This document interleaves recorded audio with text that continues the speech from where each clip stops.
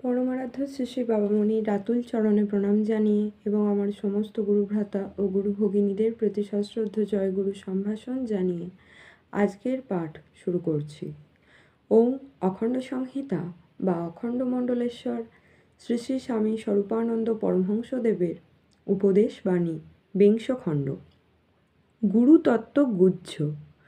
অপর এক পত্রলেখকের পত্রের উত্তরে শ্রী শ্রী বাবামণি লিখিলেন, আমি তো পৃথিবীর অতি নগণ্য সাধারণ একটি লোক, কিন্তু তোমার কল্পনাকুশল দৃষ্টির সম্মুখে পড়িয়া আমি হঠাৎ তোমার নিকটে এত অসাধারণ হইয়া গিয়াছি যে এখন আর তুমি আমার মাধ্যমে ছাড়া জগতের সত্যসমূহকে উপলব্ধি করিতে আদৌ আগ্রহ অনুভব করো না। এই অবস্থাটি তোমার মধ্যে যাহাতে সৃষ্ট হয় এমন কোনো কাজ বা চিন্তা আমি অলক্ষিতেও কদাচ করি নাই, এবং আমার কোনো অসতর্ক বাক্য দ্বারাও এমন অভিপ্রায় প্রকাশ করিয়া নিজের মতামতের সঙ্গে নিজের বিরোধ সৃষ্টি করি নাই। কিন্তু তোমার বদ্ধমূল বিশ্বাস তোমাকে এমন এক স্থানে আনিয়া ফেলিয়াছে যে তুমি আমাকে ছাড়া যেন আর একটি পা অগ্রসর হইতে পারিতেছ না।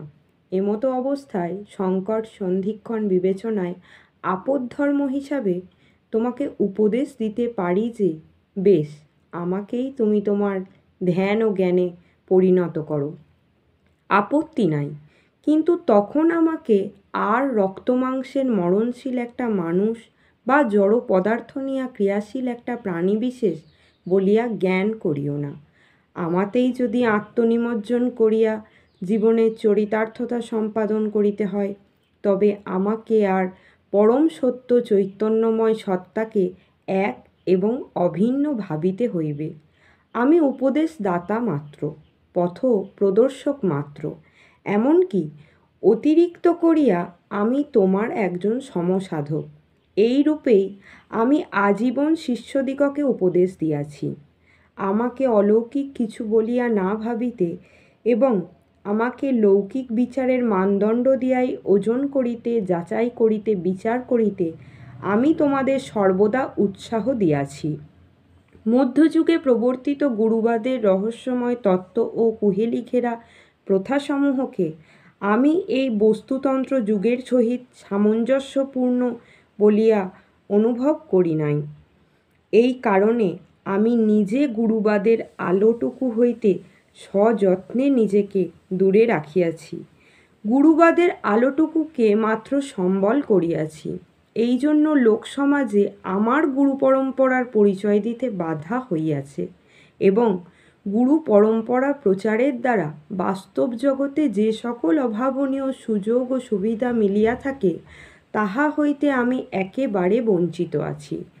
সমগ্র সমাজ ব্যাপ্ত কুসংস্কার সমূহের সহিত যুদ্ধরত সৈনিক আমি মাত্র একজন, এবং যুদ্ধে শুধু অস্ত্রবলই বড় কথা নহে, জনবলও একটা দামি কথা। এত সব সত্ত্বেও আমি গুরুবাদের কতকগুলি দুর্বলতার নিকটে মাথা নত করি নাই। অথচ সেই আমারই নিকটে দীক্ষিত হইয়া তোমরা কেহ কেহ গুরু সম্পর্কে এক দিব্যালোকিত সিদ্ধান্তে আসিয়া পৌঁছিয়াছ, যাহা সত্যে প্রতিষ্ঠিত হইলেও আমি কদাচ তাহার প্রচারক ভূমিকাটি গ্রহণ করিতে পারি না। এমন অবস্থায় আমি তোমাদের চিত্তের স্বতন্ত্রতা ও চিন্তার স্বাধীনতাকে দাবাইয়া রাখিতে চাহি না।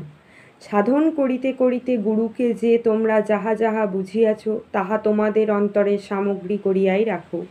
স্বামী স্ত্রীর সহবাস যেমন বাজারে বসিয়া গল্প করিবার মতো একটি বিষয় নহে, বরঞ্চ উহা একান্তই আত্মনিগূঢ় বস্তু, ঠিক তেমনি গুরুকে যদি কেহ অসাধারণ কিছু বলিয়া বুঝিয়া থাকো, তবে সে তত্ত্ব তোমাদের অন্তরের নিভৃত গুহাতেই নিরালা পূজার্চনায় অভিনন্দিত হোক। বাহিরে তাহা প্রচার করিয়া নিজ সাধনের ক্ষতি করিও না। গুরুতত্ত্ব সতই অতীব গুহ্য। জয় গুরু।